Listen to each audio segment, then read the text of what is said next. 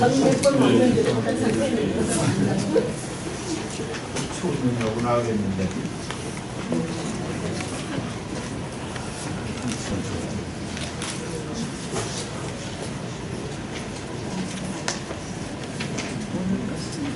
지난번에 못 나오신 분들을 위해서 제가 간단하게 지난번하고 이번하고 연결이 좀 될 수 있게끔 요약을 해드리는 게 좋겠다 그런 생각이 들어서 아주 간단하게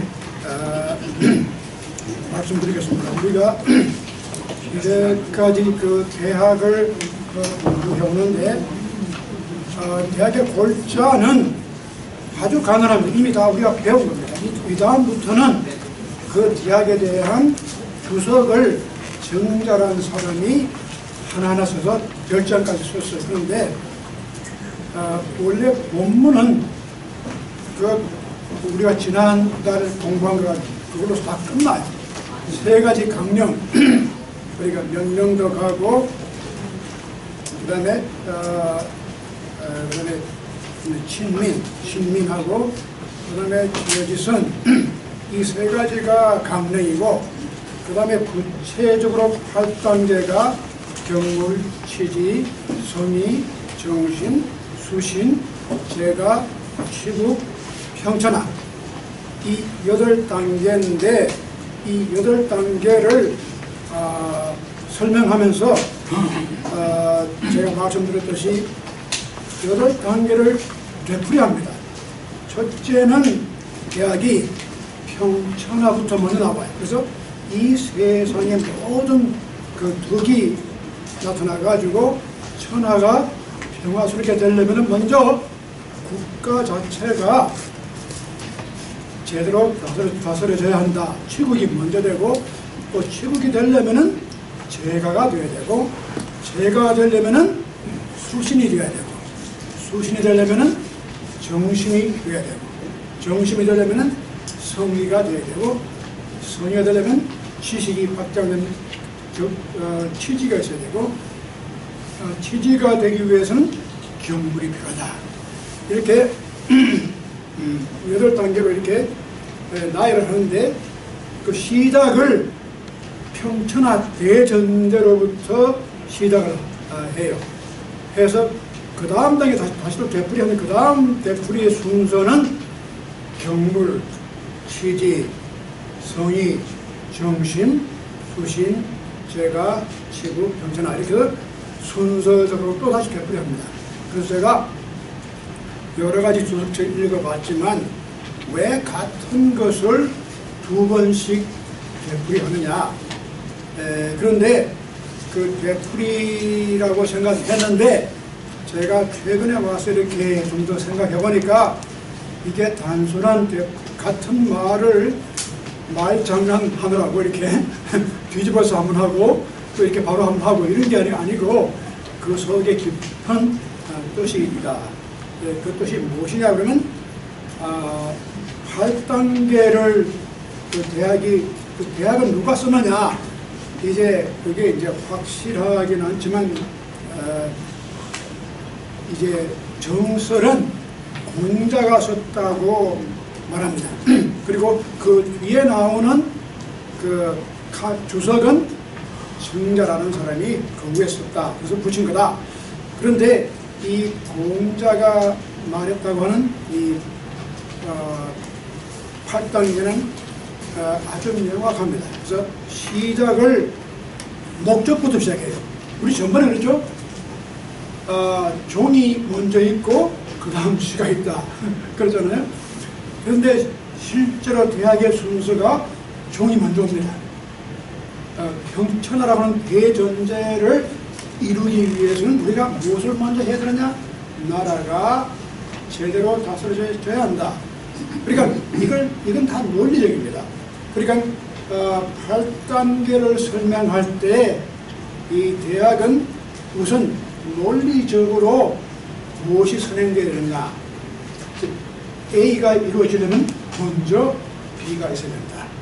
B가 있으려면 C가 있어야 된다. 그 논리적인 logical sequence입니다.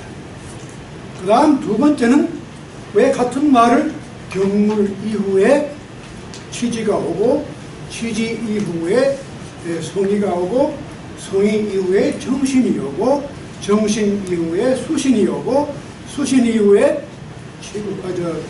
재가가 오고 재가 이후에 치국이 오고 형체가 온다. 이것은 하나의 시간적인 순서입니다. 논리적인 순서가 아니라 시기적으로 볼 때 순서가 뭐냐? 순서가 먼저 올 것하고 나중 올 것. 그 우리 대학 처음 시작할 때 그 전제가 나옵니다. 모든 사물에는 물에는 본이 있고 말이 있고 또 사건에는 종이 있고 시가 있고. 그래서 이 순서를 잘 모르면은 모든 일이 성사가 안 된다. 그래서 우리가 제일 먼저 할 것은 본과 말을 알고 종과 시를 아는 것이 그것이 군자에 가깝다, 지혜에 가깝다 그런 말이 나옵니다. 그런데 거기에 보면은 역시 8단계가 바로 그런 식으로다가 서술되어 있습니다. 그래서 종을 먼저 전제를 해가지고 평천하가 되기 우리가 다 바라는 게 뭐냐? 인간이 바라는 것은 온 이 천하에 평화가 이루어지고 평화롭게 잘 사는 것. 인간의 웰빙입니다. 인간이 누구나가 평화롭게 잘 사는 걸 다 바라는 것인데 이게 왜 안 되느냐? 그렇게 되기 위해서는 국가 자체가 이게 흔들리는데 어떻게 그렇게 되겠습니까? 국가 자체가 돼야 되고 또 국가 자체가 이렇게 잘 되려면은 이 가정이 참 중요합니다. 이 유교 문화권에서는 이미 뭐 여러분 우리 그런 문화권에 자랐기 때문에 제가 또 다시 말씀 안 드려도 잘 아시겠지만 가정이라고 하는 것이 이 사회 주축입니다. 사회 구성을 하는데 가정이 제일 기본적인 단계입니다. 가정이 허물어진다거나 가정이 약해지면 절대로 국가가 있을 수 없다는 거예요. 그래서 패밀리, 밸류 이런 말이 서양에서 지금 많이 쓰지만 사실은 이게 정말 오래전부터 유교 전통에서 나온 얘기입니다. 가정이 없이는 사회도 안 되고 국가가 안 돼요. 그런데 요즘 사람들이 별로 가정을 중요하게 생각하지 않은 것 같아요. 죄송합니다. 제가 아침에 발성 연습을 좀 더 하고 와야 되는데 그게 못해서 제가 언제 한번 아티클 보니까 저 인도의 한 마을에 지난 2달인가 3달 동안 새로 신생아가 하는 걸 이제 통계를 냈는데 2달 동안에 300명이 났어요. 신생아가 났는데 전부 다 남자예요. 여자는 하나도 없어. 아니 그게 뭐 우연히 그래 되겠습니까? 천만에 우연히 그렇게 될 리가 없죠.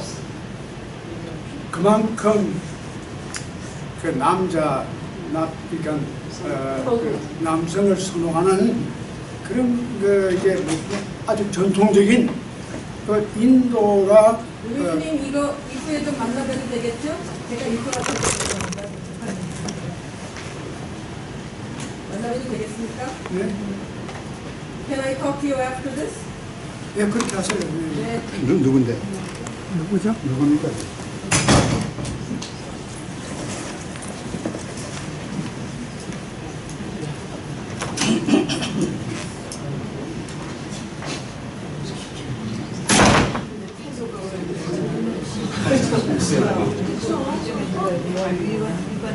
그래서 이 남아를 갖다가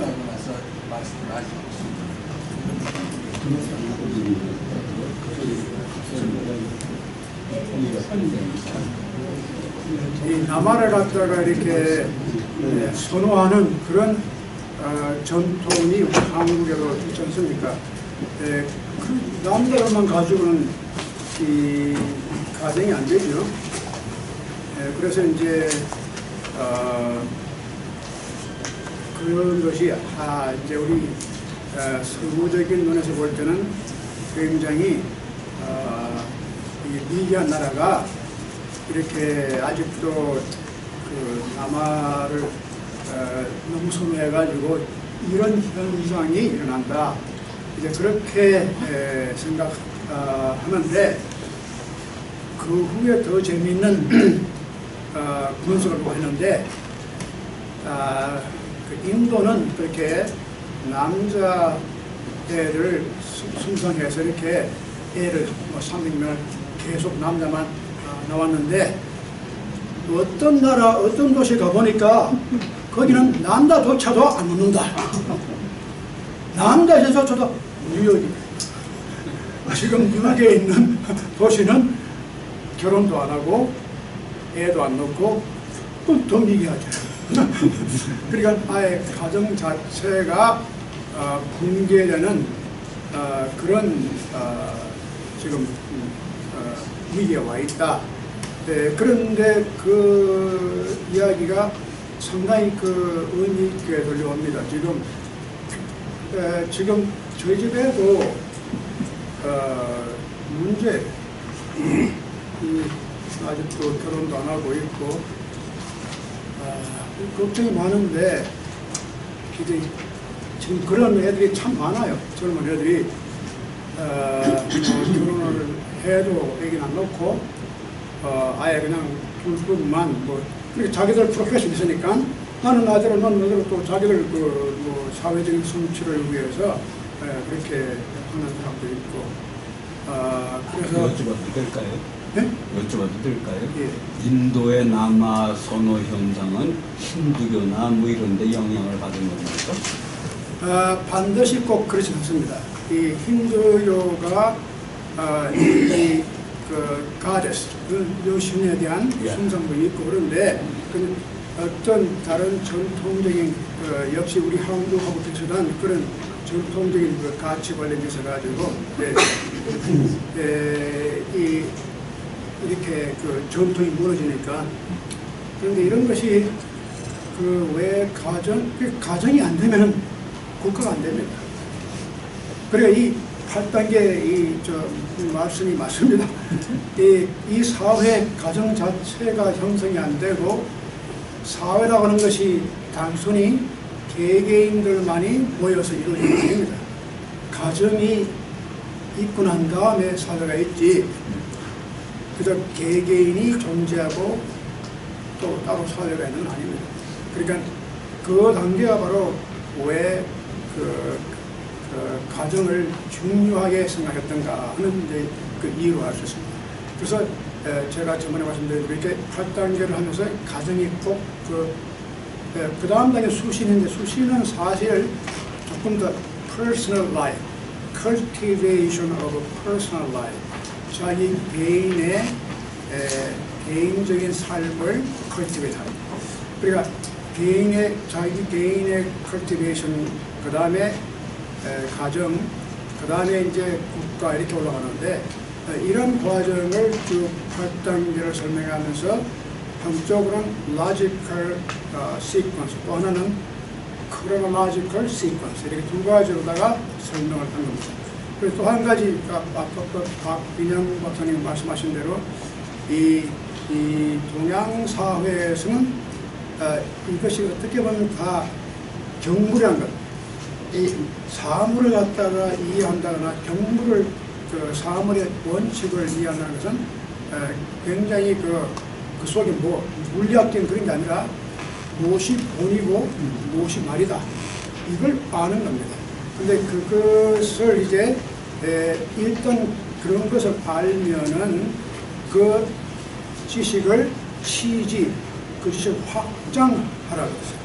확장하고 확정하면은 그 다음에 자기 마음 가운데 자기 뜻이 어떻게 쓰는지를 알 수 있다.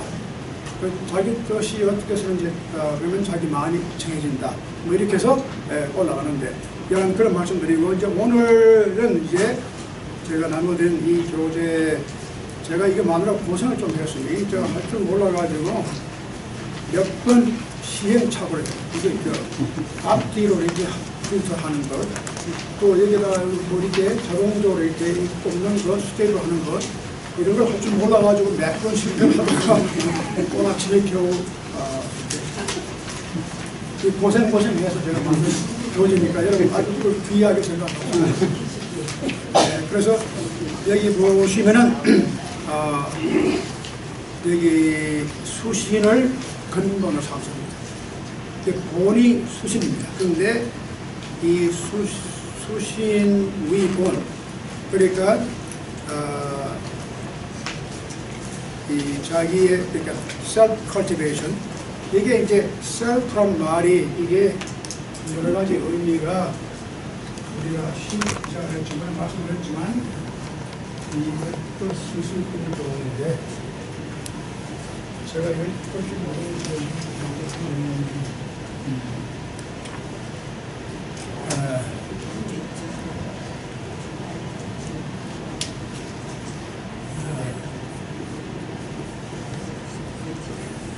이 셀프라는 개념을 생각하면은 이 셀프가 우리가 지금 생각하는 나 자신, individual self, 내 개인, personal self를 말합니다. 그래서 수신이라고 할 때는 기본적인 것은 자기 자신, individual self, 그렇게 얘기를 하는데 이 셀프가 아주 개인적인 셀프가 있고 이것이 개인적인 셀프가 되겠고, 이 셀프가 확장이 돼서 가정이 되고 국가가 되고 천하가 되고, 그래서 이게 확장이 돼요. 그래서 셀프라는 개념이 한 개인에 속하기도 하지만 이거 전통에서는 셀프를 한 개인의 영역을 초월해서 가정과 국가와 천하, 심지어는 우주까지도 연결이 되는 그런 아주 확장하는 셀프로다가 그렇게 연결을 시켰기 때문에 이 셀프의 개념이 훨씬 더 서구적인 인디비주얼 셀프하고는 달라. 그러니까 여기 셀프는 두 가지를 다 타고 있습니다. 첫째는 자기 개인의 personal life라는 셀프가 있고, 이 셀프가 그걸로 끝나는 것이 아니고 사회적인 확장을 자꾸 한다고. 그래서 이 우주 자체가 어떻게 보면 내 자신의, 내 몸의 확장이 된다. 가정도 내 몸의 확장이요, 국가도 내 몸의 확장이요, 이 전 세계 우주까지. 그래서 이걸 플레밍 교수는 concentric circle,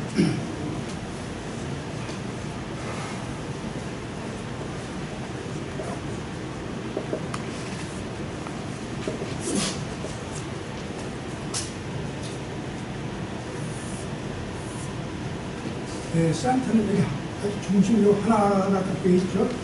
이 안에서 점점 이것이 확장이 되는데 그 중심이 바로 자기 안에 있다. 그래서 그 셀프가 계속 extend 된다. 그래서 이것이 상당히 아주 전통적으로 유교 사상은 제일 먼저 강조하는 것이 individual self cultivation, 그리고 그 cultivation이 점점 확장해서 전 우주까지도 내 몸이 그렇게 확장이 되고, 내 셀프라고 하는 것이 그만큼 큰 거예요. 내 개인 존재에 국한되는 것이 아니라 그 존재를 넘어서고 확장하는 그런 지속적인 관계를 셀프라 한다. 그래서 이제 이 모든 것이 결국은 수신에 달린 겁니다. 그래서 여기에다가 말하기를 수신 위본, 수신을 하나의 본으로 삼아라. 그래서 여기서 자천자, 천자는 누구냐 하면은 여러분 다 아시다시피 천자는 누굽니까? 그 왕입니다. 왕을 왜 천자라고 했을까? 여러 가지 우리가 생각을 해볼 수 있는데, 천자라는 말은 그 하늘의 아들 그런 뜻이잖아요. 왜 임금 혹은 왕을 천자라고 했을까? 근데 이제 중국 고대 중국 사상에서는 왕을 단순하게 물론 사람이지만 한 인간이라고 하는 그 개념을 떠나서 하늘과 인간을 연결시킨다고 봤어요. 그래서 임금 왕자를 보면은 이 하늘과 땅과 사람을 연결시키는 것이 왕이다. 그렇게 생각할 수 있을 만큼 이렇게 천자라고 하는 것이 이 하늘의 아들, 이 천자라고 하는 것이 하늘의 아들, 그러니까 인간이지만 굉장히 그렇게 황제나 임금은 하늘의 명과 연결되는 걸로 다 생각해 왔습니다. 이제 그 다음에 나가면 제가 그 얘기를 좀 더 드리겠습니다. 그래서 자천자, 임금으로부터 시작해서 그 다음에 어디까지 가죠? 서민에 이르기까지. 자, 여기를 보십시오. 출발이 어딥니까? 서민에서 시작하는 게 아니고 천자로부터 시작했는 거예요. 이 수신의 출발은 단순한 백성들이 먼저 하는 게 아니라, 물론 다 하지만 위로부터는 천자로 시작해서 아래로는 서민까지 다 수신을 기본으로 해야 된다.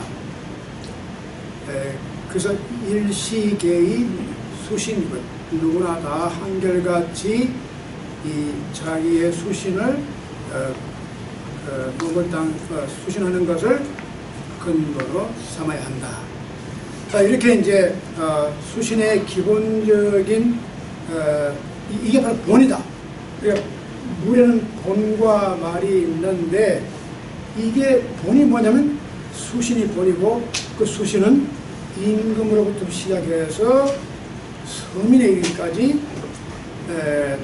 다 같이 하는 거다. 그래서 이게 이런 사상이 서구적인 그 정치 사상이라든가 철학 사상이 별로 안 나옵니다. 그러니까 중세 이후로는 그 임금의 위치가, 왕의 위치가 그런 어떤 신적인 권위를 가진 것도 아니고 재정이 완전히 분리가 되니까, 그리고 또 왕이나 뭐 지도자는 다 정치적인 의미의 지도자이지, 그렇게 꼭 수신을 해야 된다고 하는 그런 명제가 별로 없거든요. 그러니까 보면은 그 르네상스 때 이태리의 15세기 그때 마키아벨리라고 하는 그 아주 유명한 정치 사상가가 있었는데, 마키아벨리는 사람을 다스리는 것은 백성을 다스리고 사람을 다스리고 어떻게 남을 이기고 그런 방법을 쭉 제시했어요. 굉장히 마키아벨리는 그 당시 인기가 있는 이론가였는데, 수신이라는 개념만 그렇게 들어가지 않죠. 수단과 방법을 안 가리고 이름이죠. 그리고 이제 국민들을 다스리는 것도 가장 좋은 방법은 이해요. 무서움을 줘. 섭섭게 다스리는 것이 가장 효과적이다. 이렇게 그 마키아벨리식의 그것이 이 세상을 먹어 들어갑니다. 그러니까 그렇게 이제 그런 식으로다가 설명하는 거 보면은 이 서구 정치 철학이라든가 이런 사상에서 수신의 개념은 거의 왜 뭐 프라임 미니스터가 혹은 프레지던트가 수신을 해야 되느냐. 웃기지만 그런 소리 하지 말고 가서 누가 뭐 저기 들어가서 화이트하우스 청와대 가서 수신하라고 웃기는 소리라 말도 안 되죠. 어떻게 나가서 캠페인을 잘해가지고 국민들에게 내가 지지받아가지고 상대방을 이기느냐. 이것이 목적이지 무슨 자기가 수신한다고는 그런 개념이 전혀 없습니다. 자, 그 다음에 보면은 이제 똑같은 그러한 이야기를 다시 설명합니다. 기본만 본이 어지러워지고 그 다음에 그 본이 어지러워지고 흔들리고 그러면은 그러면서 말이 잘 그 칠한만 다스린단 말인데 본이 흔들리는데 말이 다스려지는 법은 없습니다. 그 말입니다. 그러니까 우리가 아무리 말을 다스리려고 해도 본 자체가 되지 않으면 말이 다스릴 수 없다. 이런 얘기입니다. 그러니까 이것을 이 근본이다. 바로 수신이 이 본인데 이 본을 잘 다스린 다음에 해야지 모든 다른 일들이 말이 이루어진다. 그런 얘기입니다. 그 다음에 또 같은 얘기입니다. 기소구 자박 그러니까 무언가 붙어야 한다. 이게 후자가 두터 후자입니다. 후하다, 뭐 인심이 후하다. 그럴 때 후자 쓰거든요. 사람이 후하다. 이 후하다는 조금 풍부하고 여유가 있고 또 그만큼 자기 중심이 있고 이런 것을 후하다 그러는데 우리가 그 후하게 할 건 후하게 하고 박하게 할 건 박하게 해야 하는데 후하게 할 걸 박하게 하고 박하게 할 걸 후하게 하는 것은 있을 수가 없다. 이게 미지유야. 그런 것은 있을 수 없다. 그래서 차위지본 이 본을 근본을 아는 것이 이 지식이고 이 지식이 바로 지극함에 그것이 이 지자가 그 지지 그 지식이 아주 철저하게 끝까지 이른다. 이제 그런 자, 그 다음에 이제 그 다음부터는 이 한 챕터 한 챕터가 이것이 이제 설명하는 겁니다. 그러니까 주석하는 건데 그 전문이 10장인데 아까도 말씀드렸지만 정자라는 사람이 거기에 대한 주석을 하는데 전문 이제 1, 2, 3, 4, 10까지 나오는데 제가 오늘 여러분에게 나눠드린 것은 아마 10까지 다 우리가 못하니까 아마 5, 6까지 아마 그것도 다 못할 겁니다. 하는 데까지 해보죠. 근데 지금 대명제가 명명덕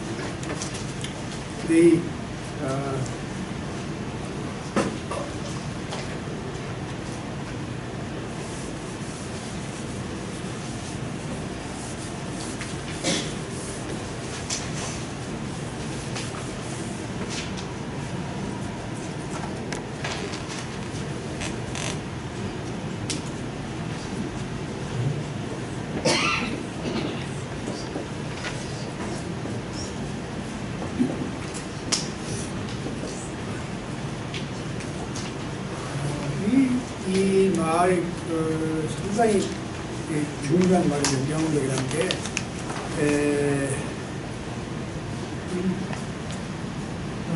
덕이 나타나는데 덕이 아주 명이라는 게 분명하게 나타난다. 이걸 더 분명하게 해주는 것이 그래서 명덕. 명덕은 하나의 이게 명사입니다. 명덕이라는 자체, 말 자체가 하나의 한 단어로서의 밝은 덕이고 이 앞에 하는 명은 이건 동사입니다. 밝혀준다. 밝혀주는데 명덕을 밝혀준다. 그런 뜻인데 여기에 이 전문 이래는 다 명덕에 관한 이야기만 하고 있습니다. 그런데 왜 이렇게 그 명덕이라고 밝은 덕이니 덕이라는 게 무슨 뜻이 있느냐? 이 덕에 대한 의미가 여러 가지 있습니다. 그런데 지금 우리가 쓰는 덕이라는 말을 너무 이렇게 도덕적으로만 도덕, 우리가 어릴 때, 자랄 때, 뭐 도덕 시간도 있거든. 도와 덕을 합해가지고 덕을 하나의 모럴, 도덕적인 개념만 이걸 하는데 실제로는 도덕적인 개념하고는 물론 관계는 있지만 그것보다 훨씬 더 깊은 의미가 있어요. 첫째는 이것이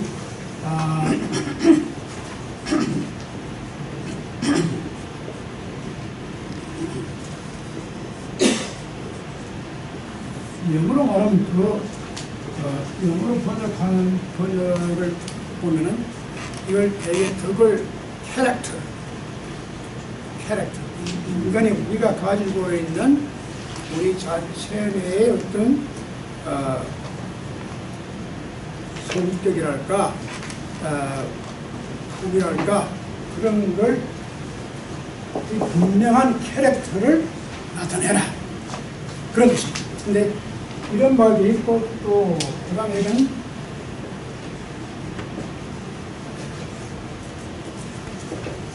이 virtue란 말은 덕이란 뜻 그대로 이제 흔히 이 수구 철학하는 분들은 대개 이 덕을 virtue라고 번역합니다. 그래서 덕을 하나의 도덕적인 개념으로 번역해요. 그래서 도덕적인 어떤 행위랄까 도덕적인 그런 개념을 덕이라고. 그래서 그 virtue ethics 윤리 가운데 이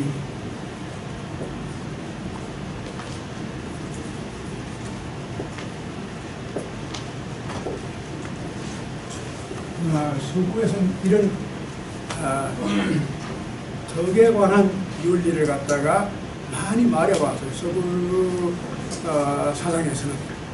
그래서 이 서구 철학하는 사람들은 무조건 덕을 다 버추 이렇게 번역하는데 그렇지 않아요.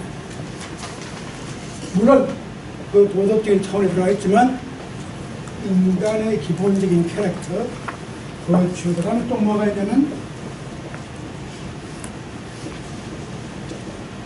이 덕이라는 것이 힘을 가지고 있어요. 우리가 이렇게 눈으로 볼 수 없는 어떤 파워가 있다는 거예요. 그 덕은 하나의 힘이다. 근데 그 힘이 어떤 무력적인 물리적인 그런 힘이 아니고 남을 움직일 수 있는 또 자기를 바꿀 수 있는 그런 힘이에요. 그러니까 어떻게 보면 이 힘은 단순한 도덕적인 프랙티스, 자기가 무엇을 어떤 도덕적인 도덕률을 잘 복종하고 잘 따라가고 그런 게 아니라 자기 자신 가운데서 무엇가 솟아나오는 힘이 있어요. 그것을 virtue, 그것을 power. 그래서 virtue도 사실은 여기에 근거를 해야지만 힘이 있거든. 아무리 우리가 도둑들이 뭐 그걸 열심히 지킨다고 하지만 그것이 솟아나는 힘은 없어요. 우리가 억지로 그냥 그런 뭐 이렇게 우리가 이렇게 해라 저렇게 해라 하니까 그저 지키는 것 뿐이지, 그 속에서 우리가 뭔가 정말 우리를 감화시키고 움직이고 또 우리로 하여금 설득을 당하게 하는 그런 힘은 없거든요. 단순히 질서를 유지하기 위해서 뭐 첫째는 이것하고 둘째는 이것하고 귀찮지만 그냥 하는 거예요. 그렇지만 그 자체가 우리를 움직이는 힘은 없어요. 근데 덕은 그런 힘이 있거든요. 그래서 덕은 어떤 도덕이라든가 윤리적인 면도 있지만 그것을 뒷받침해주는 파워가 있어요. 그래서 이 덕이라고 하는 것이 이 유교 사상에서 굉장히 중요한 역할을 해왔거든요. 이제 한 가지 예를 보면요. 여러분 잘 아시겠지만 서양에서는 가장 민주주의 사회라든가 근대 사회가 중세하고 다른 이유 가운데 하나가 뭐냐면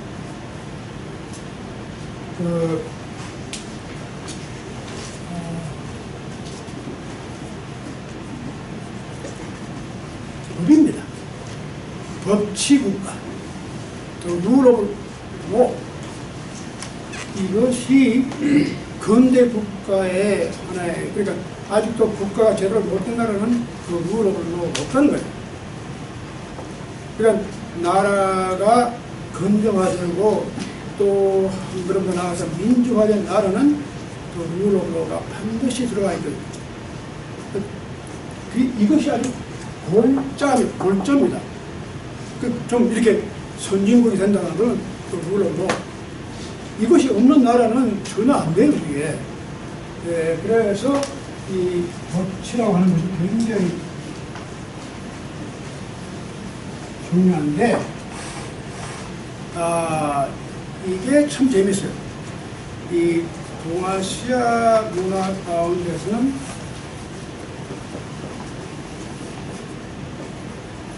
법치,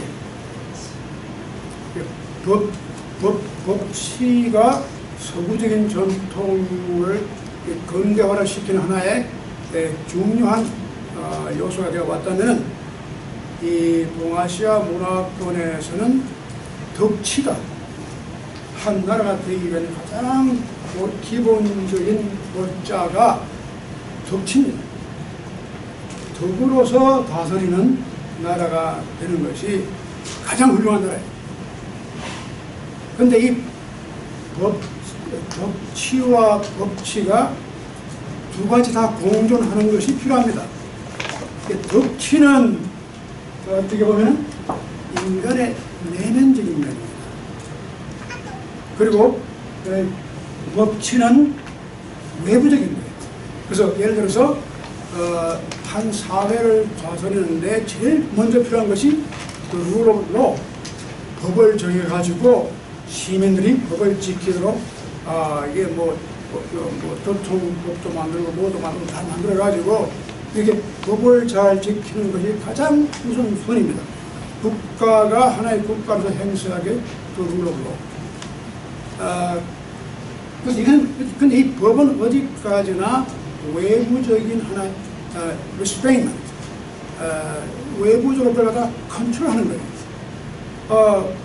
그러니까 50마일 이상 달리지 마라, 어디 가서는 30마일 가라, 이런 걸 다 정해놓으니까 우리가 그걸 따라가는 거예요. 그건 외부적으로 주어진 거예요. 세금은 이렇게 내는 거다. 여러 가지 법이 많잖아요. 자기 프라이버시 그것도 있고 여러 가지 법인데, 그건 다 어떤 외부적인 컨트롤 혹은 리스트레인먼트, 그런 의미에서 법이 필요한데, 이 덕치는 내면적입니다. 인간의 내면적인 자기 내면의 세계와 인간이 어떻게 어떤 형체로 살아야 할 것인가를 바깥의 법에 의존하지 않고 자기들 스스로가 덕을 가지게 되면 그 덕에서 저절로 우러나온다. 그런 생각인데, 우리가 이제 옛날에 그런 말을 많이 들었죠. 저 사람은 법 없이도 사는 사람이다. 그런 말 많이 들었거든요. 근데 법 없이도 산다고 하는 이야기가 바로 덕치입니다. 법치가 필요 없는, 그리고 어떻게 보면 아마 우리가 생각하는 어떤 하늘나라 혹은 천국이라든가 킹덤 오브 갓 이런 개념이 다 법치가 아니고 덕치의 세계가 아닌가. 그러니까 그때서는 뭐 세상에 법률이 왔다 갔다 하는 게 아니고 다 저절로 이루어지는 거예요. 스폰테니어스리. 그러니까 누가 뭘 시키고 뭘 강제로 억압하고 그런 게 아니라 자기 스스로가 우러나와서 누가 말하지 않더라도 이루어지는. 그래서 우리가 주기도문을 보면은 하나님의 뜻이 하늘에서 이루어진 것 같이 땅에서도 이루어진다. 하나님의 뜻이 이루어질 때는 법치가 필요 없거든요. 부태법을 만들어가지고 왜 그걸 뭐 이것 하라 저것 하라 이거 다.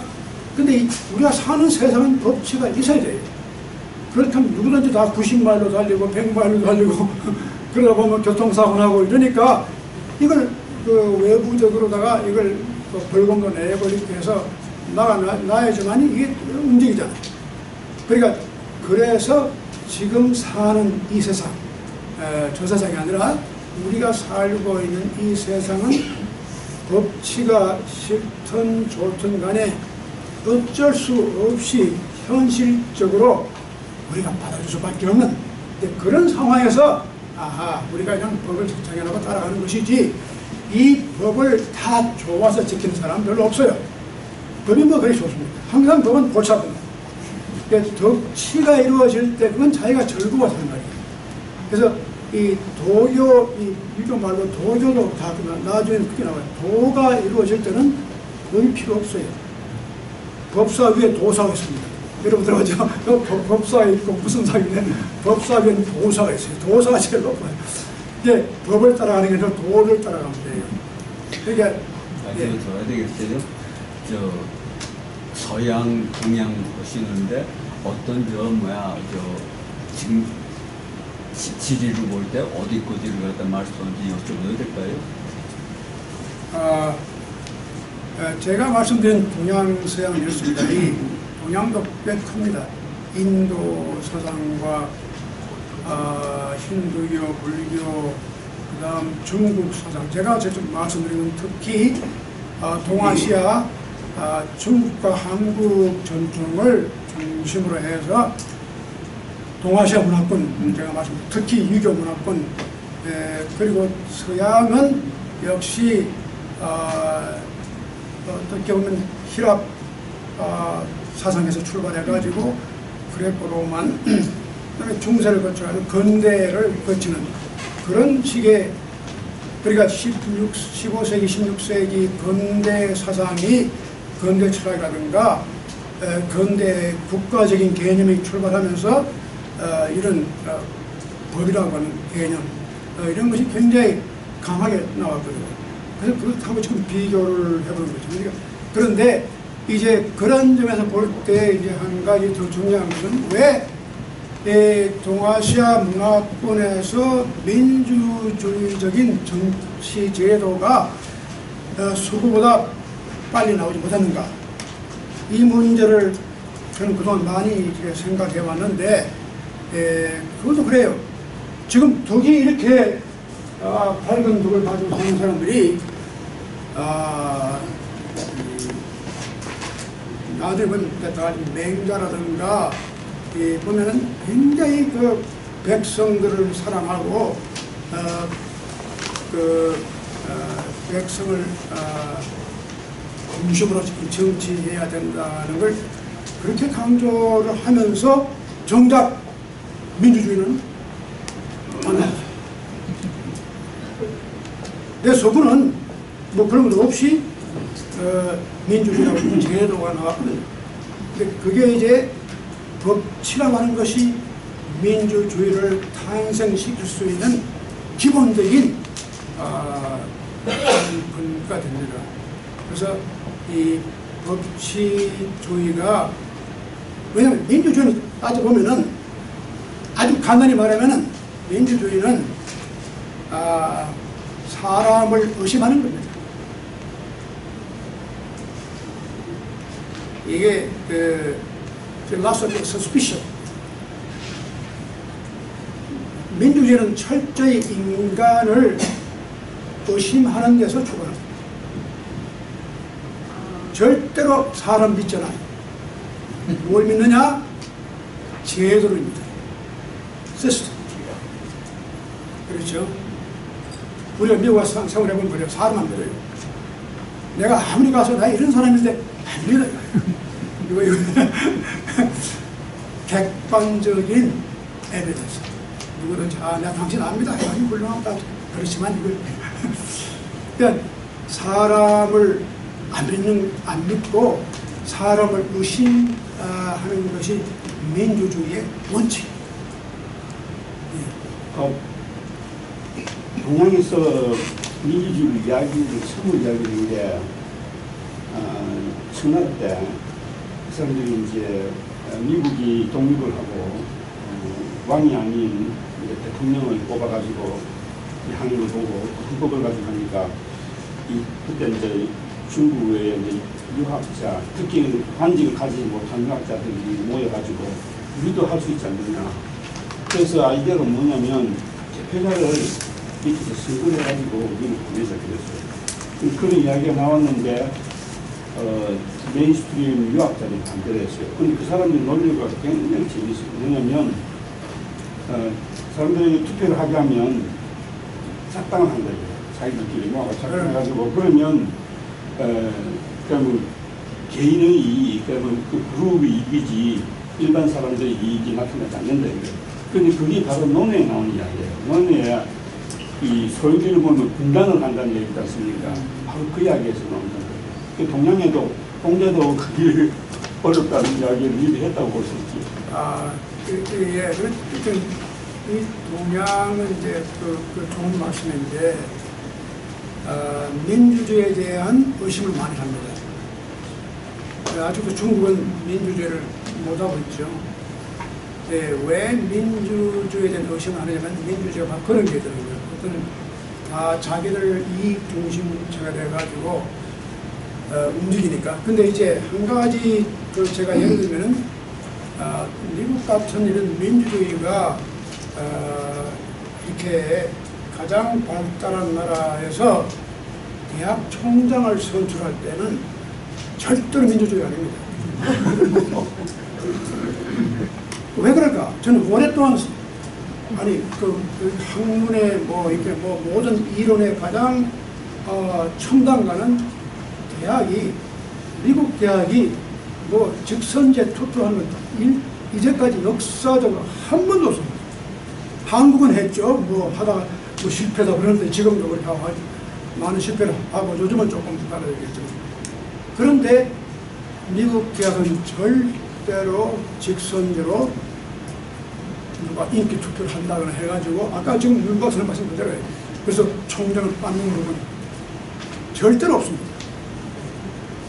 네, 이런 것이 이제 예를 들어서 그러면 대학마다 그룹 작당해가지고 그럼 교수가 많은 그룹을 남아가지고 하면 표가 못 몰릴 거고 그렇게 되면 교수를 이렇게 포섭하느라고 여기저기 다 돌리고 이건 이게 말씀 아닙니다. 그래서 정말 얼마 전에 어떤 여기 다녀가신 어떤 교수 한 분이 자기가 나한테 자기가 지금 있는 대학에서 총장 선출을 하는 그 커미디에 자기가 위원장이 됐는데 미국 대학 선출을 어떻게 하느냐 하고 저한테 문의를 해왔어요. 그래서 제가 좀 자세하게 설명을 해 드렸는데 그겁니다.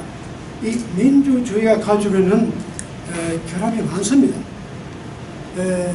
그래서 민주주의가 절대로 가장 이 세상에서 우리가 바라는 이상적인 제도라는 것은 또 하나 신화입니다.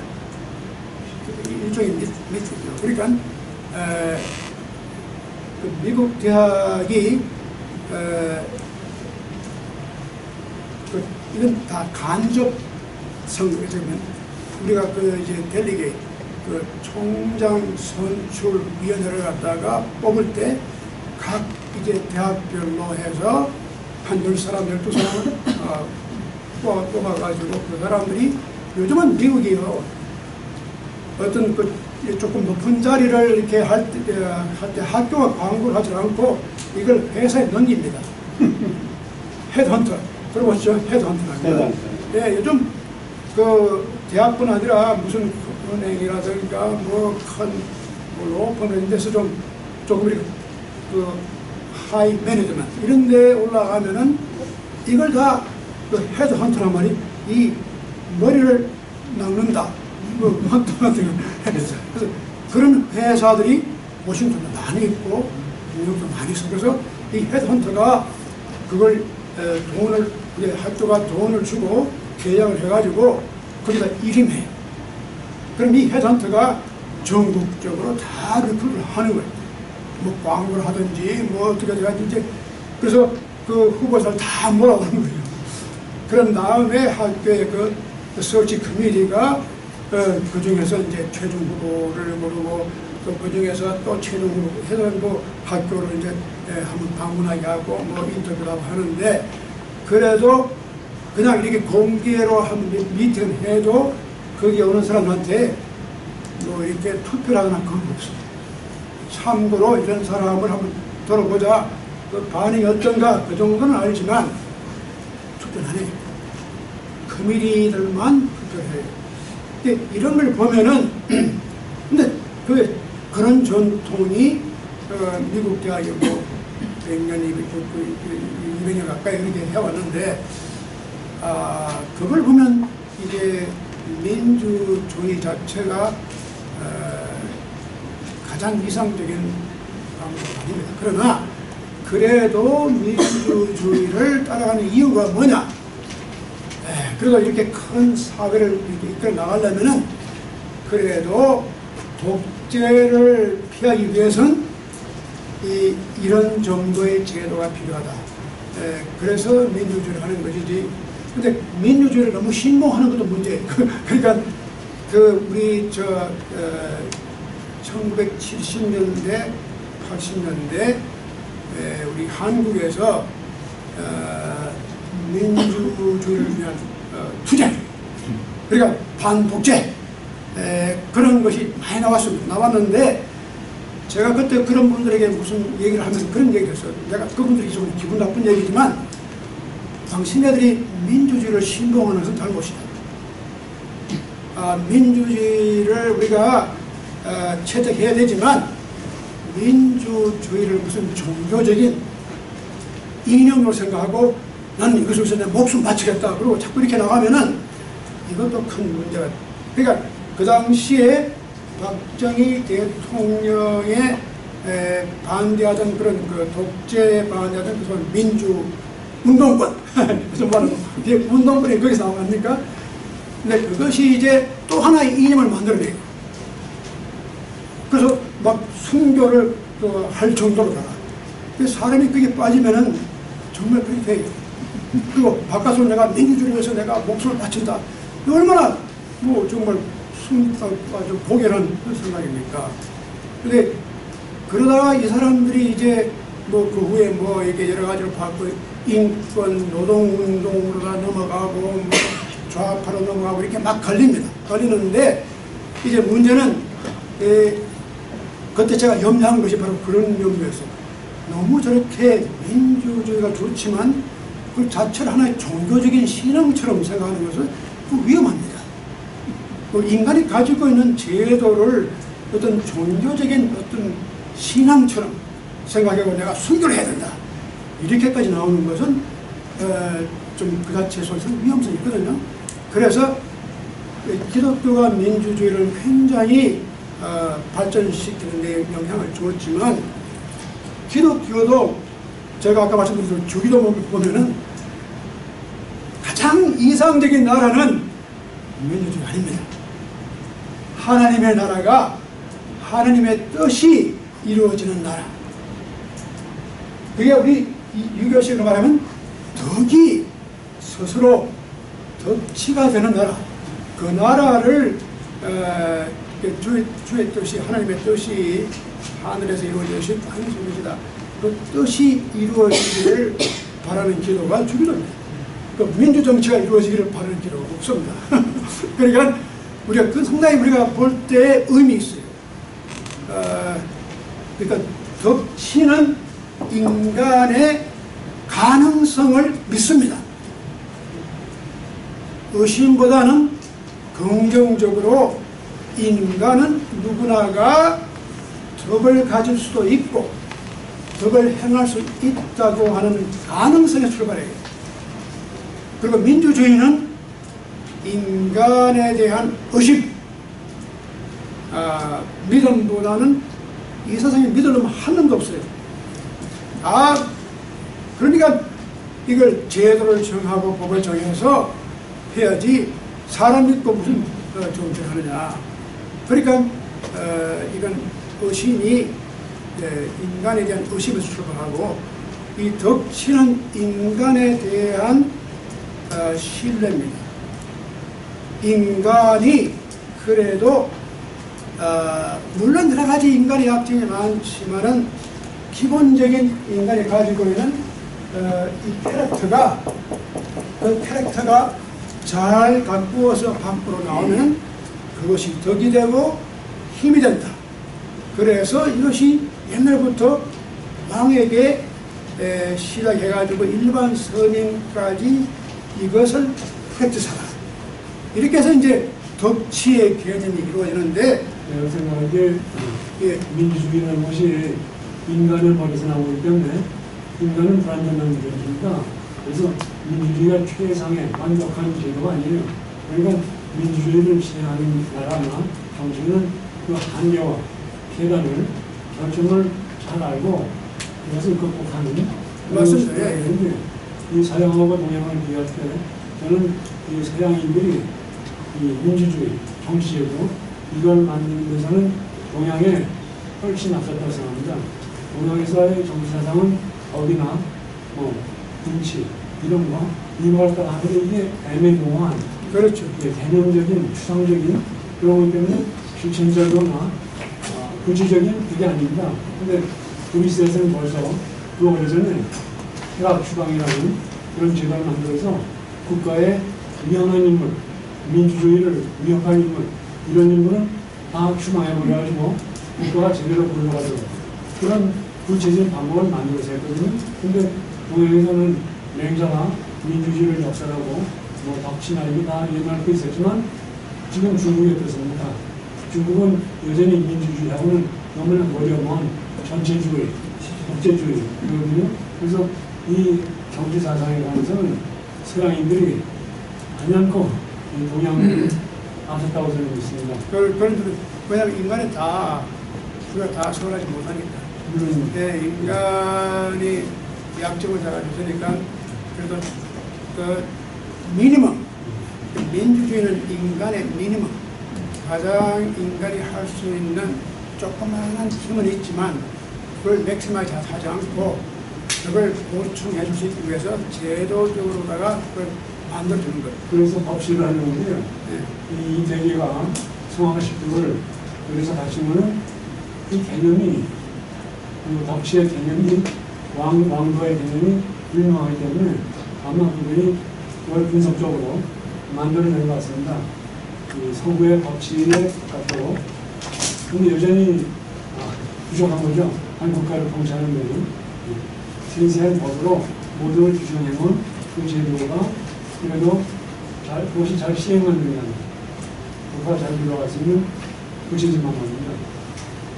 그러니까 어떻게 보면 상당히 그 서구가 현실적이죠. 그러니까 어떤 아까 말씀드렸지만 추상적인 어떤 이상에서 출발하는 게 아니라 현실 세계에서 경험론적으로다가 출발하게 되는 민주주의가 그 결과적으로 올 수 있는 그게 제도가 그렇죠. 어떤 또 오히려 귀납적인 생각을 우리가 정치 사상에도 연역적이라고 하기보다는 귀납적이죠. 이 동양 사상, 이런 사상, 종교적인 이 사고는 항상 연역적이에요. 하나님의 나라, 하나님의 뜻, 이런 걸 갖다 이런다 보지 이제 그런 데서부터 출발해 나오잖아요. 근데 이 세속적인 이 서구 민주주의 생각은 아주 현실적으로 그런 연역을 하지 않고 있는 현실 그 자체에서 출발해가지고 하나하나에서 어떻게 이걸 막아줄까 그런 데서 나왔기 때문에 상당히 그게 우리가 지금 살고 있는 사회에서 가장 그런 효과적으로 막아주는 민주주의는 무엇이든지 막아주는 역할을 많이 합니다. 어떤 부패라든가 어떤 그런 기본적인 실패를 갖다 어떻게 하면 성권 분리라는 게 권리에 대한 하나의 밸런스 아닙니까? 그래서 그런 것 자체가 너무 어떤 권력이 한쪽에 넘어가지 않게끔 이걸 하나의 그걸 프리벤트 해주는 그런 과정에서 있는 것이지 이걸 더 적극적으로 무슨 뭐 하늘의 뜻이라든가 이런 걸 이룩한다고 하는 그런 생각 없어요. 그러니까 제도적으로 볼 때는 민주주의가 그게 우리가 그걸 하나의 신앙을 믿지 않지만 그러나 우리가 그 제도가 우리에게 필요하다고 생각하는 거죠. 그게 이네비타블. 그러니까 우리가 지금 현실에서는 이 제도가 불가피하게 필요하다는 거죠. 이것이 서구적인 생각입니다. 근데 그게 맞는 생각이죠. 그래서 전번에 말씀 와이럴 리브라는 그 신학자가 그랬거든요. 민주주의가 가능한 것은 그래도 인간에게 선을 행할 수 있는 가능성이 있기 때문에 가능한 거고 또 한편 민주주의가 불가피한 것은 뭐냐? 인간은 누구나가 악으로 기울어질 수 있기 때문에 인간의 가지고 있는 인간의 본성의 두 면을 가장 잘 조화를 시키는 것이 민주주의다. 인간의 가능성, 또 인간이 약하게 대해서 악으로 떨어질 수 있는 그런 가능성, 이 두 선의 가능성과 악의 가능성을 같이 종합해보는 제도적으로는 민주주의가 불가피하다. It makes them necessary. 그러니까 human ability to do good makes democracy possible. Human inclination to do evil makes democracy necessary. 그걸 아주 정말 잘 요약합니다. 그래서 민주주의는 인간의 본성의 두 가지 본성을 다 종합해서 이것을 가장 효과적으로 그리고 현실적으로 해나갈 수 있는 정치 제도가 이게 이제 민주주의다. 명언의 주인공도 이름 좀 써주겠습니까? 예? 지금 말씀하신 그 명언을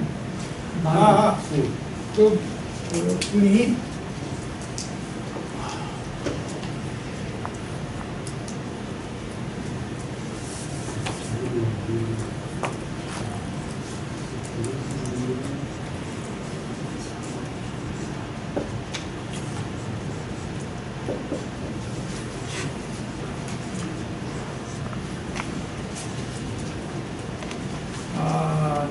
이분의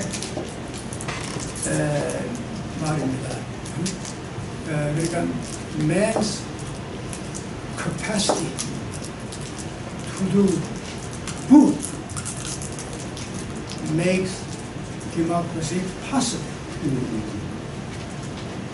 Man's inclination, man's tendency to do evil makes democracy necessary. 어디에 분해요? 예? 몇 년도 분해요? 이 리브라는 사람은 신학자고 정치 철학자입니다. 미국에서 1950년대, 60년대에 굉장히 영향을 끼친 사람입니다. 그분이 쓴 책 가운데는 모랄맨 임모럴 소사이티 유명한 책이 있고 The Children of Darkness, The Children of Light 그런 책도 있고 그런데 거기에 이분이 뉴욕에 있는 유니언 디올로지컬 세미나리에서 그 기독교 윤리학을 가르친 분인데 그 당시에 그 베트남 전쟁에 대한 반대 뭐 하여튼 그 당시 미국 지성인들에게 굉장히 영향력을 끼쳤던 정치 사상가요 또 신학자였습니다. 근데 그분이 바로 리버가 한국에도 좀 많이 소개되어 있는데 정치 철학을 많이 했습니다. 그래서 이걸 기독교하고 관계를 많이 시킨 분이 리버입니다. 그러니까 리버가 왜 이런 생각하냐면 기독교를 봐라. 기독교가 생각하는 인간만이 바로 그거다. 인간은 원래가 지을 때 어떻게 지어졌느냐? 하나님의 형상대로 지었기 때문에 선하죠. 그러나 인간은 타락을 했기 때문에 악하게 됐죠. 그러니까 인간에게는 이 두 가지 면이 항상 있다는 겁니다. 인간이 하나님과 같은 하나님의 형상을 입은 존재인 동시에 또 타락한 존재. 이 두 가지가 항상 같이 존재한다는 거예요. 이런 것이 바로 인간이기 때문에 이런 인간을 전제로 해서 사회나 국가나 제도를 갖다가 이루는데 가장 좋은 제도가 바로 민주주의 제도다. 그래서 이 민주주의 제도가 왜 서구 문명 가운데 잘못을 하는지를 설명했어요. 그 이유가 서구의 특히 기독교의 인간 이해, 인간의 두 가지 면, 그리고 이것이 인간의 인간 이해하고 어떤 사회적인 어떤 기구라든가 정치 기구가 바로 그 위에 세워져야지 인간이 가지고 있는 이해하고 전혀 관계없이 세워지면 실행이 안 돼요. 그래서 리버가 기독교의 인간관하고 서구의 민주주의를 갖다가 아주 뭐랄까 아주 그 설득력 있게 연결을 시켜놓은 겁니다. 그래서 그 리버가 굉장히 그 당시에 리버가 60년대 70년대 60년대 죽었어요. 그러니까 그 당시에 굉장히 그리고 그 지금도 마나탄에 가면은 여기 리버사이드 처치가 아주 좋은 아주 큰 교회였습니다. 정말 그 락펠러가 거기 돈을 넣어가지고 지은 교회인데 여러분 한번 가보시면 그 교회가 굉장히 잘 지어놓고 아주 아름답게 안에 그 스테인 글라스라든가. 근데 그 당시에 그 교회가 리버사이드 처치가 어떤 교파에 속한 게 아니라 초교파적인 교회인데 이 교회가 굉장히 많은 영향을 끼쳤어요. 근데 지금은 뭐 별로 그런 영향력이 없어졌는데 그 당시에 그 리버가 거기에서 많은 설교도 하고 또 헨리 포스이라는 사람이 또 그게 굉장히 영향력을 끼쳤죠. 그래서 그 리버의 사상이 기독교 그러니까 현실주의. 그래서 이 사람이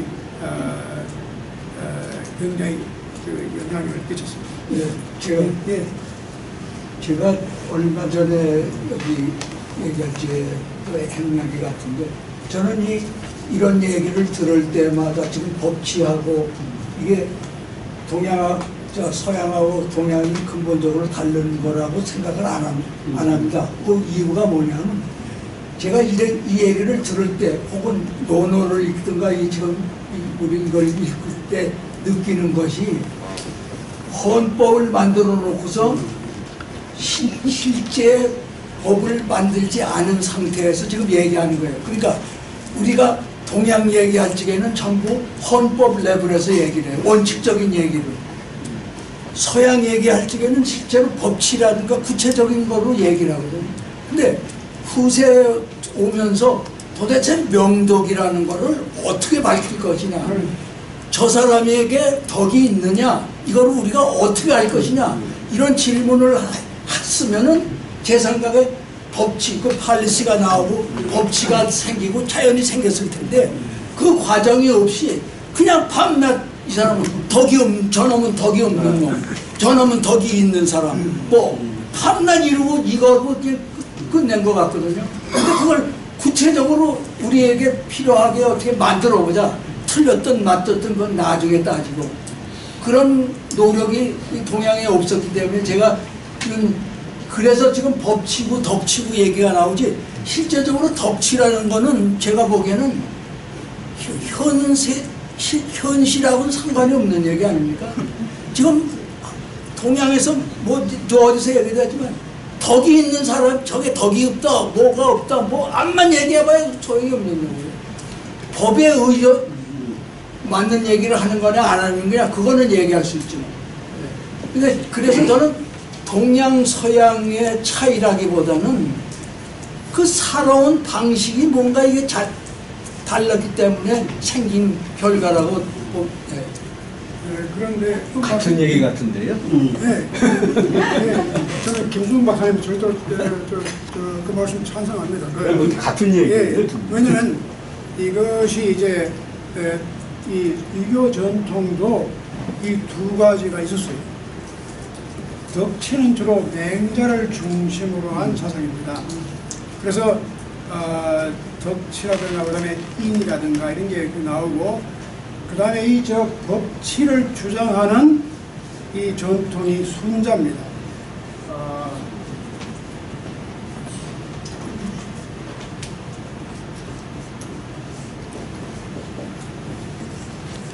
이 순자는 맹자 이후에 나온 분인데, 바로 맹자는 굉장히 이런 덕치라든가 인간의 그 휴먼 네이처, 인간 본성에 대한 굉장히 긍정적인 생각을 한 분이었고, 순자는 그와는 반대로 인간에 대한 조금 더 소극적인, 인간에 대한 휴먼 네이처에 대한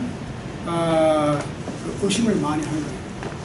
인간이 그대로 두면은 다 선하게 될 수가 없다는 거예요. 인간이 선하게 되는 것은 역시 제도가 있고 법이 있고 벌이 있고 그래서 선한 것이지, 가만두어 선한 놈이 세상에 한 놈도 없다. 이게 이제 우리가 또 이렇게 뭐 운전하다가 뭐 카메라도 있고 뭐 이렇게 있으니까 속도 좀 낮추고 이렇게 하는데, 아무도 없다면 막 달리지 뭐라 그래? 인간의 그게 휴먼 네이처. 그래 순자는 쉽게 말하면 그걸 본 거예요. 아, 사람의 이 본성이라는 게 다들 그만두면 다 욕심내고 자기 걸 가지고 그 마키아벨리 같이 그렇게 나는 거지. 그거 없으면 두고 봐. 애들 봐. 그냥 자기 걸 가지라고 싸우고 말이야. 그래도 부모가 교육을 시키고 가르치고 하니까 그렇게 이렇게 유지돼 가지. 이거 안 하면 뭐 이 전 완전히 그 엉망진창 뭐 케오스 되니까. 그래서 순자는 인간의 본성 자체가, 우리가 흔히 그런 말 하긴 해요. 뭐 성선설이니 성악설이니. 그래서 맹자는 성선설이고 순자는 성악설이고 그런 얘기를 하는데, 그러니까 이제 순자가 맹자에 대한 비판은 그겁니다. 너무 맹자가 나이브하고 너무 인간, 휴먼 네이처, 인간 본성에 대해서 너무 낙관적으로 생각하고 있다. 근데 맹자는 굉장히 낙관적인 생각을 정말 주장해요. 근데 보면은 맹자가 살던 그 시대 상황이 굉장히 절망적입니다. 나라와 나라가 싸우고 정말 법이 없고 정말 이런 데서 어떻게 맹자가 그래도 인간에게 선함이 있다고 믿었을까 할 정도로 그 당시에 사회 상황을 볼 때는 도저히 인간은 다 악한 것밖에 없고 정말 그 전쟁과 남의 걸 좀 훔쳐오고 말이죠. 그렇게 해서 죽이고 하는 그런 그 워링 스테이트, 뭡니까, 전국 시대, 그런 시대에 살면서 맹자가 그래도 철저히 인간 본성의 선함을 믿었다는 건 참 놀라운 일이에요. 이것이 상당히 저는 그 맹자가 그 신념이 철저히 기법하다. 근데 나중에 맹자가 설명합니다. 왜 이런 것이 일어나는지. 정말 그것이 인간의 본성에서 나오는 건지. 그런데 거기에 반해서 순자는 너무 비관적이고 그렇지 않다는 거예요.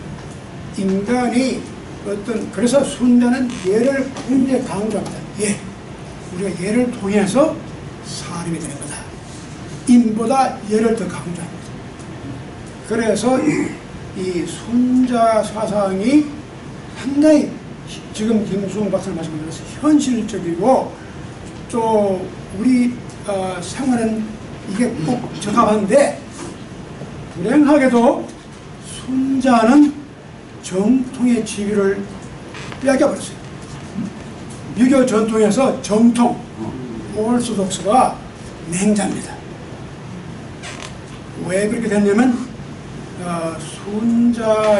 그러나 순자의 사상은 지금도 굉장히 중요합니다. 순자를 잘 읽어보면은 그 순자가 굉장한 사상가고 철학자입니다.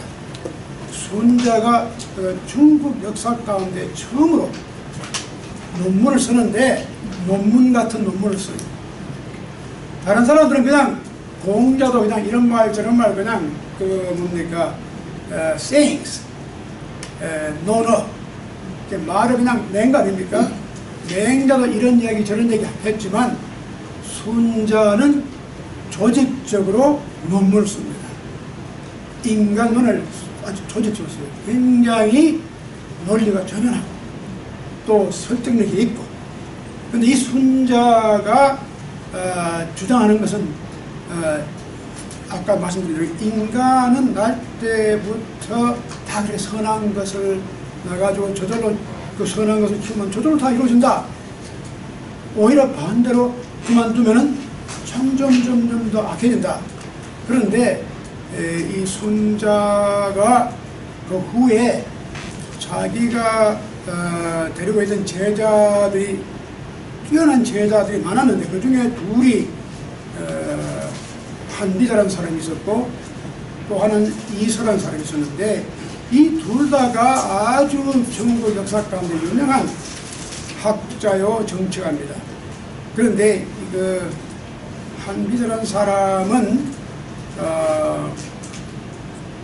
이 법가 사상, 그래서 법치를 주장한 책을 냈어요.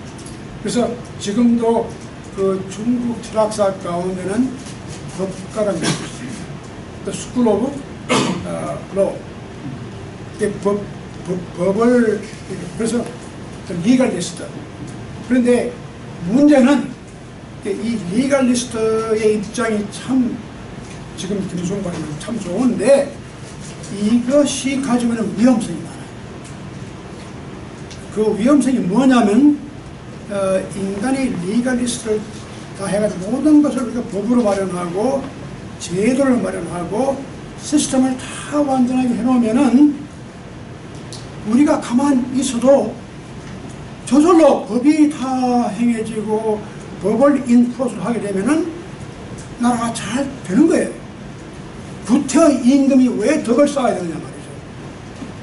왜 그거 뭐 듣기 싫은 강의들 앉아가지고 뭐 수신한다고 그러고 앉아가지고 이거 다 필요 없는데 그게 오토매티컬, 우리가 제도를 잘 갖추고 법을 잘 갖추고 거기에 대한 형벌을 잘 갖추면은 사회가 저절로 해결되는 참 좋은 생각이죠. 그런데 이게 실패를 했어요. 이 실패가 여러분 다 아시는 대로 어디에서 나타나는 진시황입니다.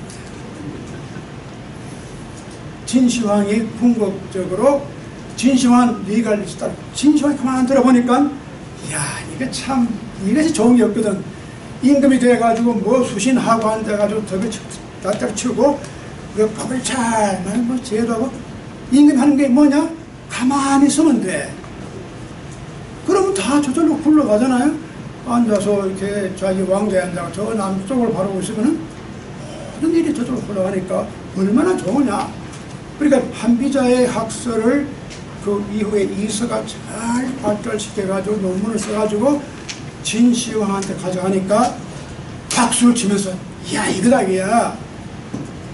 그런데 거기까지는 좋은데 그 다음 단계가 다들 그렇게 이제 법과 제도와 형벌을 가지고 하다 보니까 나중에는 이 법을 만들고 이것을 엄격히 이걸 실시하고 거기에 대한 형벌을 계속하다 보니까 너무 사회가 험하게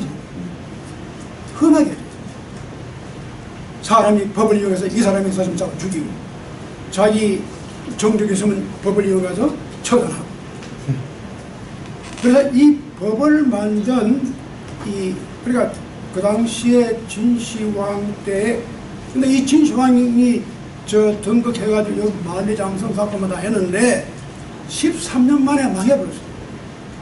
진시황이 중국을 처음으로 통일한 왕입니다. 황제입니다. 근데 13년 만에 망해버렸어요. 그래서 역사적으로 누명을 써요. 리갈리스트, 법가사상. 저놈들이 나를 이서라든가 그리고 한비자 이런 사람들이 그 후에 각광을 못 받고 중국 역사 가운데서 맹자가 역시 정통이 된 이유가 그 진시황의 실패가 된 겁니다. 그래서 예. 제가 지금 말씀하신 설명은 이해가 되는데요. 문제는 뭐냐면 라인홀 니브루가 지금 그 코트를 하셨듯이 데모크라시가 파시블한 거하고 데모크라시가 네세서리한 것이 이게 지금 양쪽의 잘못이라는 거를 한 군데다가 현실적으로 가능한 시스템으로 묶어서 만들려고 그런 노력이거든요. 데모크라시라는 거. 그런데 지금 한비자하고 이사가 그 진시황 밑에서 그게 실패했다고 그래서 그거를 완전히 제거할 수 있는, 해소할 있는 그런 상황이 아니거든, 인류 사회에서 보면. 네? 문제는 뭐냐면 이걸 완전히 깔아뭉개고 이걸로 하게 했다는 것이 지금 제가 보기엔 동양에서 이게 잘못 생각한 거라고. 집단 사고에 말려갖고 이게 제가 보기엔 서양에 들여지는 아주 치명적인 잘못이라 이거예요. 한쪽으로 치우치는 게.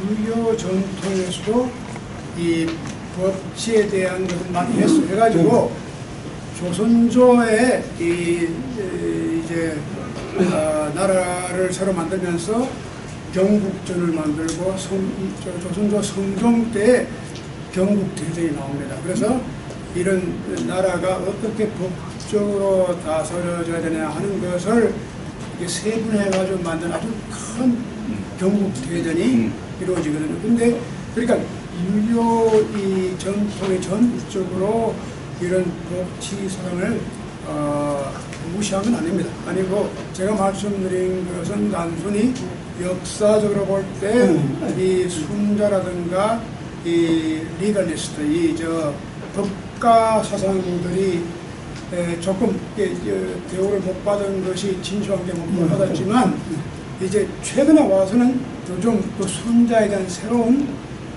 발굴을 해서 그 생각을 좀 더 요즘 와서는 이걸 우리가 좀 더 발굴해야 되겠다 그런 생각하는 분들이 많이 나옵니다. 그래서 그런 조화가 필요합니다. 그러니까 이제 나중에 좀 더 가면 제가 이걸 맹자하고 순자를 좀 더 구체적으로 제가 비교를 해드리고 그 맹자는 굉장히 파워풀하게 악용합니다.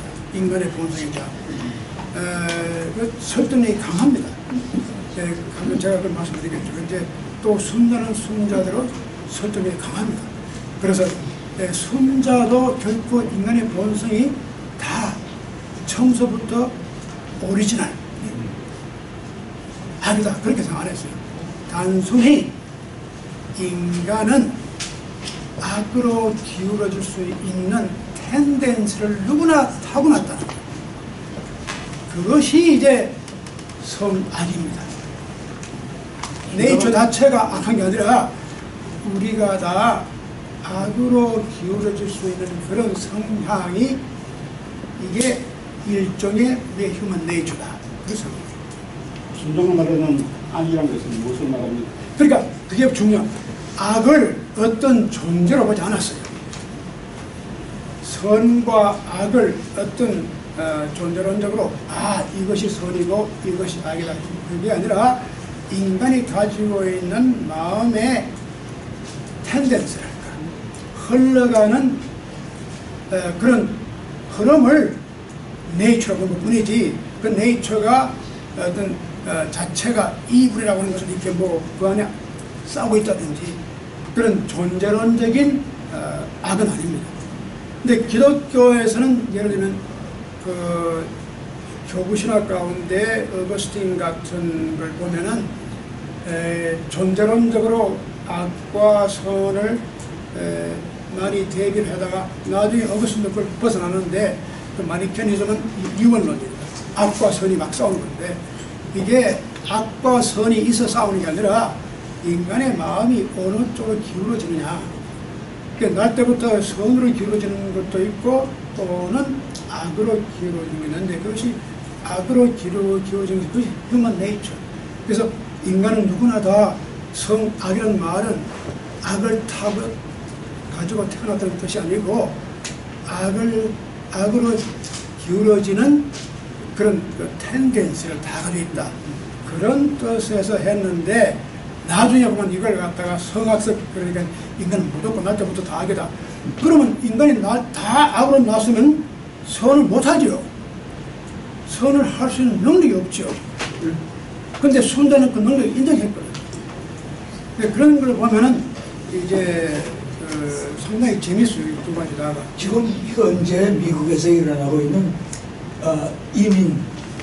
이민에 대한 그 트럼프의 태도하고 민주당의 태도하고를 보면은 이거 아주 명확하게 드러나는 문제점들이거든요.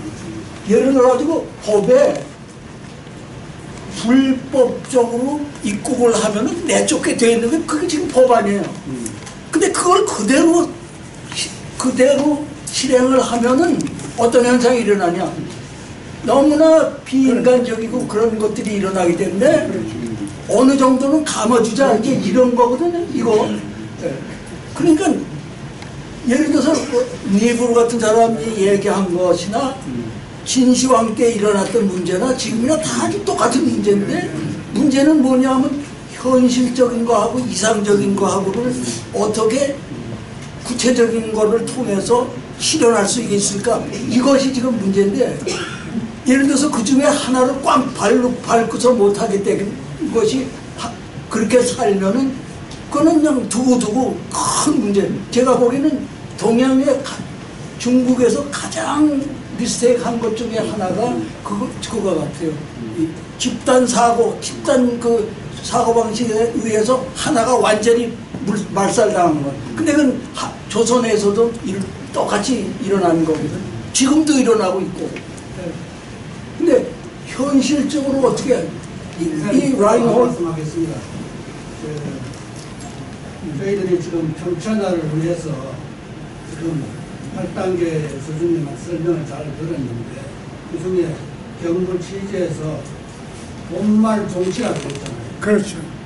끝이 있으면 시작이 있다고 했는데 왜 본말 시종이라고 하지 않고 시작이 있으면 끝이 숟가락 하자고 종치라고 했어요. 예, 좋은 말. 그래서 현재 미국하고 소련하고 중국이 핵을 개발을 하고 있어요. 지금 시작을 했어요. 결과가 뭐예요? 결과 평화가 오려면 덕이 있어야 평화하고 덕을 있는 사람을 뽑자는 그런 의지에서 얘기하는 거지. 그거를 다른 데로 끌어가면 안 되죠. 덕이 왜 필요한가? 결국은 평천하기 위해서 필요한 거예요. 저는 그렇게 믿습니다. 결국 우리가 그 전제를 잊어버릴 때가 많아요. 무엇을 우리가 발견하고 무엇을 만들 때 굉장히 익사이딩 하는데 정말 우리가 어디 저 끝에서부터 다시 풀어내려오면 결과가 우리가 어떤 결과를 생각을 하고 이걸 하고 있는가 이런 생각을 지금 황구 박사님 말씀하신 대로 현대 문명이 정말 브릴리언트한 지원들을 많이 했는데 우리가 이 문명이 가는 방향이랄까 어떤 종국적인 어떤 인간의 목적이 뭐냐 하는 것을 때로는 뭐 생각하지 않고 우리가 그 단계에서 그냥 익사이딩하고 그 단계에서 우리가 뭐 놀라고 이러다 보니까 때로는 이 종에서부터는 다시 이렇게 보는 그런 눈이 있어야 되겠다. 그게 참 이게 중요한 생각입니다. 미국에서 법치 사상, 법과주의가 발전하지 못한 거예요. 참으로 해석하는 면이 있습니다. 그게 뭐냐면은 진시황이 통일했을 때는 수백 명만 있었던 고난시대, 육국으로 나눴던 이거 통일했는데 이제는 문자까지 알았어요. 심지어. 그래가지고 일본이 다 동운동을 하기 때문에 진시황은 전 나라를 중앙 집권대로 철저하게 강력하게 끌어갈 필요가 있었습니다. 그래서 법에 의존하게 되는데 그러다 보니까 법이 극단적으로 되어버렸어요. 그래서 심지어 길에서 두 사람을 만나서 얘기하면 그 사람들을 감옥합니다. 그렇게 극단적인 법을 시행하지 않으면 안 되게 부운동을 여기저기서 하니까 치안을 유지하기 위해서 그런 면이 있었어요. 그래서 나중에 이 백성들이 너무나 가혹한 이 법 제재 아래서 신나다가 유방이 장안에 입성했을 때 제일 먼저 한 게 모든 법을 폐지해버리고 합법 3장 법을 3가지만 남겨놓고 남을 다른 사람을 죽인 사람은 죽인다. 무슨 흉리상 어때? 그 3개만 남겨놓고 모든 법을 폐지해버렸어요. 얼마나 백성들이 그 법 안에서 신났는지. 그래서 이 순자의 법사상이 발전했으면 중국이 오늘날 다른 건강한 나라로 될 수 있었는데 그렇게 참 해석하는 편입니다. 자, 그럼 하나 좀 바뀌는 건데 여쭤볼게요. 공자는 어떻게 생각했어요? 공자는 인간에 대한 인간의 그 오리지널 네이처가 본성이 이렇다 저렇다 한 적이 없습니다. 단지 인간은 날 때부터 직을 가져왔다. 어떻게? 받은 것.